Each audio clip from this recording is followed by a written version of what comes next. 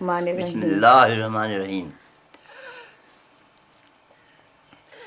میرا نام محمد فہیم صدیقی ہے. میرے والد صاحب کا نام محمد نعیم.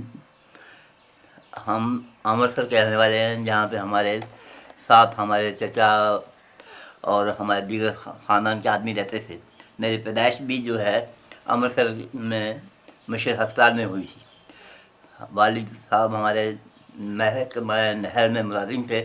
وہ پٹواری سے ایسا ہوتے ہوتے محکمہ انہار میں ڈیلے دار بن گئے تھے.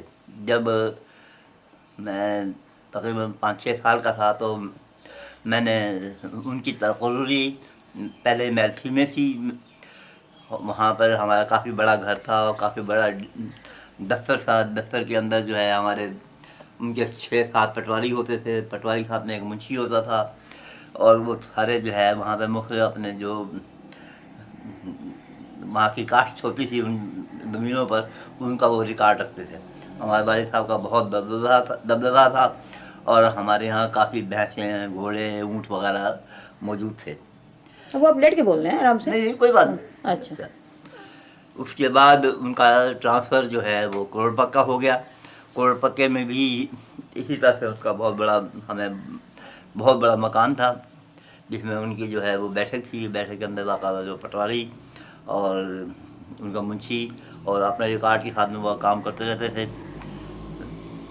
اور وہیں مجھے وہاں کے پرائمری اسکول کے اندر جو ہے پہلی کلاس میں کروڑ پکے میں داخل کیا گیا. تھوڑا سا کروڑ پکے کا مجھے وہاں پہ اسکول کا جو ہے یاد ہے. پہلی دوسری میں وہاں پڑھتا رہا. 1932 میں میرے والد صاحب فوت ہو گئے. میری پیدائش 1927 کی 6 فروری 1927 کی ہے. وہ آپ کی برتھ ڈے ہے؟ ہاں. آج تو آپ کی برتھ ڈے ہے. آج 7 ہے 8 ہے؟ 8 ہو گئی. 8 ہو گئی، آپ نے بتایا نہیں. یاد نہیں. ہاں. اچھا. تو 1932 میں ہمارے والد صاحب جو ہے وہ بہت بیمار ہوئے، اور ہمارے امرتسر میں 2 مکان تھے. ایک جو ہے کرایہ پر دیا ہوا تھا، ایک جو ہے ہم نے اپنی رکھا ہوا تھا. اس مکان میں ہمارے والد صاحب کروڑ پکے سے بما فیملی کے ہم وہاں آ گئے تھے. وہیں ان کا علاج ہوا، لیکن وہ بچ نہ سکے اور وہ بیچارے فوت ہو گئے. ہماری آپ کے ابو کیا کرتے تھے؟ امی ابو ڈیلے دار. اچھا، پٹواری ٹائپ. دفتر ہوتا ہے ڈیلے دار کا بہت بڑا. امرتسر میں ہماری والدہ کو کافی مشکلات کا سامنا کرنا پڑا، کیونکہ تقریباً ہمارے جو چچا تھے وہ چاہتے تھے کہ ہمارے پاس 5 مربے زمین تھی، اور ہمارے والد صاحب کا جو 10,000 روپے کا سیونگ سرٹیفکیٹ تھا، اور 2 مکان جو تھے ہمارے امرتسر میں تھے. ان کی وجہ سے وہ چاہتے تھے کہ باپ بیٹی بولنا شروع کرتے ہیں، جانے کسی کو سونے بھی دیں. ماما ریکارڈنگ ہو رہی ہے، ریکارڈنگ ہو رہی ہے. چپ کر جاؤ ذرا، ریکارڈنگ ہو رہی ہے. ابو اچھا آپ بتائیے. تو آپ وہاں بیٹھ جائیے. میں اچھا. ان والد صاحب کے جانے کے بعد پھر ہم نے مطلب ان چیزوں کو اپنے نام کرانے کے لیے اور والدہ کو گارڈن بنانے کے لیے مقدمہ بازی کرنی پڑی. 3-4 سال میں جا کے وہ اجازت ملی کہ وہ پیسہ جو ہے ہم مطلب ہے وہ بینک سے، پوسٹ آفس سے جو ہے ہم اپنا لے سکتے تھے.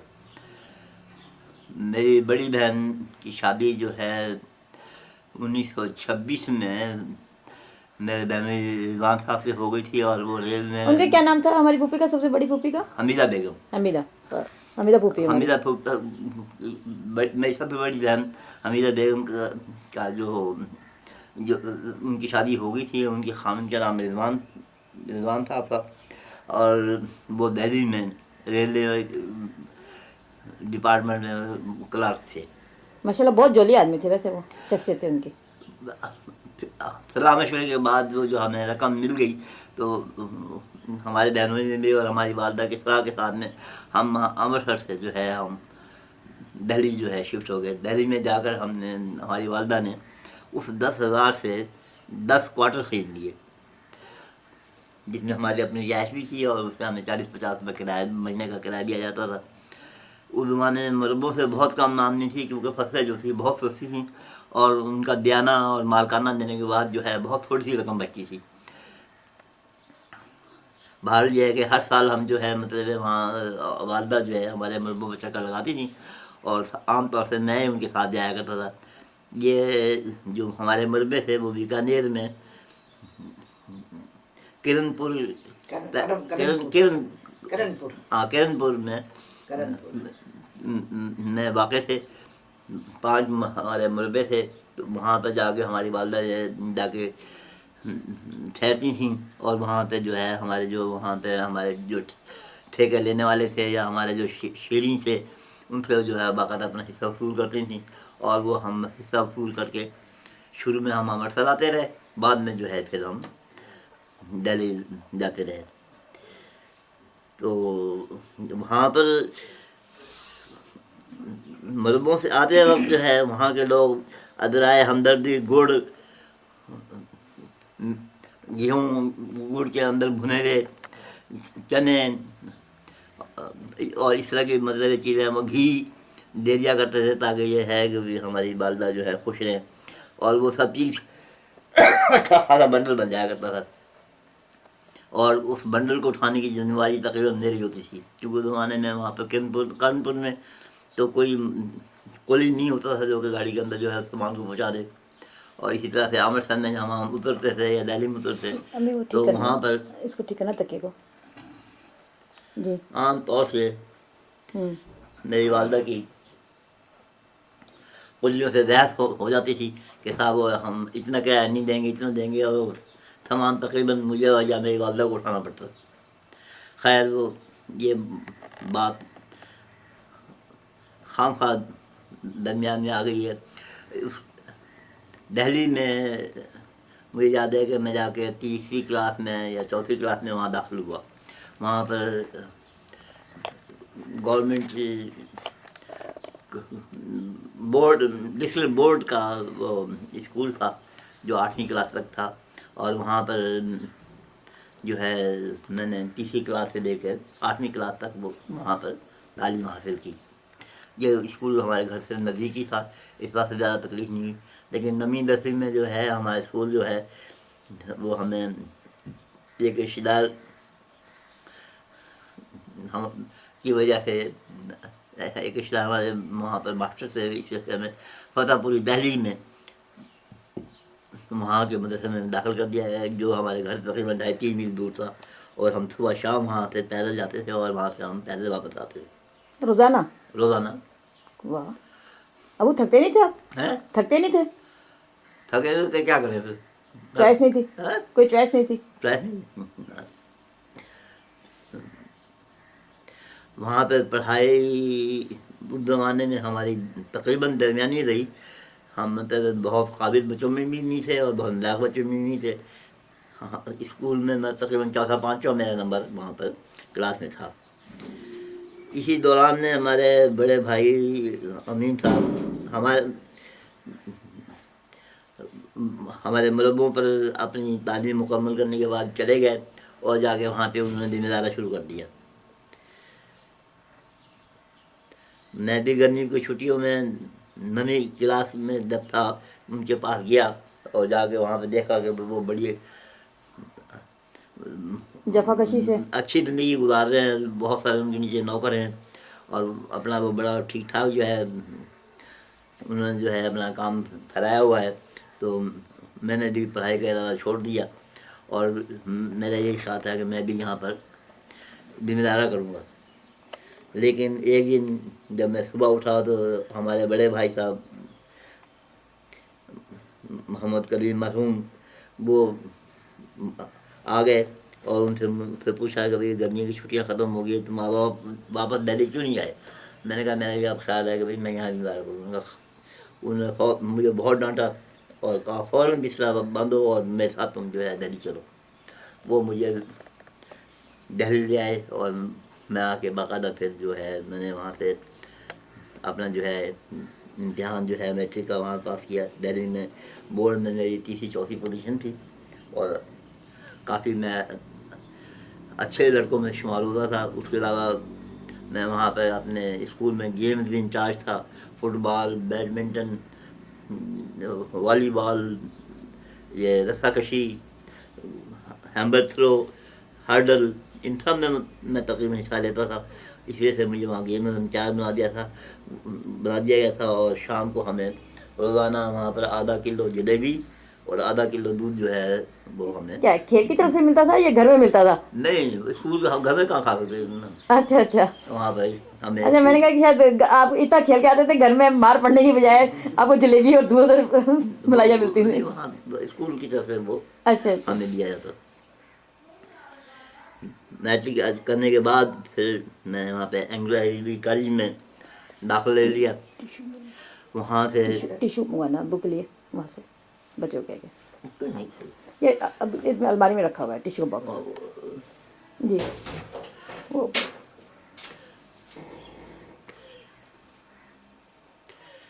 وہاں سے میں نے ایسے کامرس کے ساتھ میں جو ہے پاس کیا. اس کے بعد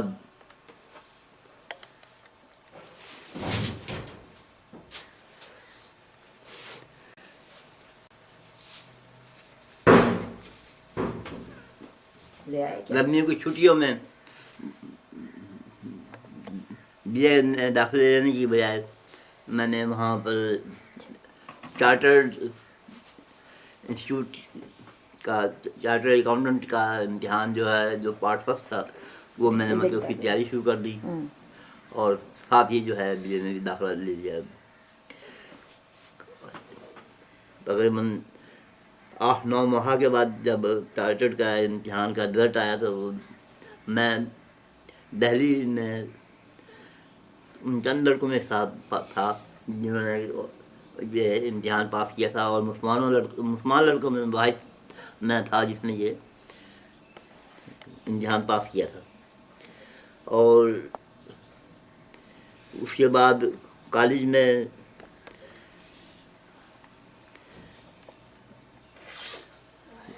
میرے پاس کامرس کا سبجیکٹ ہے. کامرس تھا اور ہسٹری تھی جغرافیہ تھا. اس کے ساتھ میں نے مطلب بی اے کیا وہاں پر. اور بی اے کرنے کے بعد میں نے وہاں پر نوکری کی کوشش کی تو وہاں پر حبیب بینک میں مجھے جو ہے سپروائزر کی جاب جو ہے وہ مل گئی. حبیب بینک جو ہم بھی اپلیٹ دے جاتے ہیں. واحد مسلمان بینک تھا جو کہ وہ دہلی میں بیٹے بند کرو، نیا نیا ٹی وی کھلا تھا. خراب ہو گیا. وہ چلا رہا میں اور اس کی افتتاحی تقریب قائد جناح نے کی تھی اس کی ابھی بینک کی. حبیب بینک کی. اچھا اچھا چاندنی چوک دہلی کے اندر یہ کھلا تھا بلی ماران میں. میں وہاں پہ سپروائزر ہو لے گیا. آئے گئے تھے. اسی دوران میں وہاں پر بہار میں جو ہے فسادات ہو گئے. بہت مسلمان جو ہے وہاں مار دیے گئے. پیسے دیے تھے.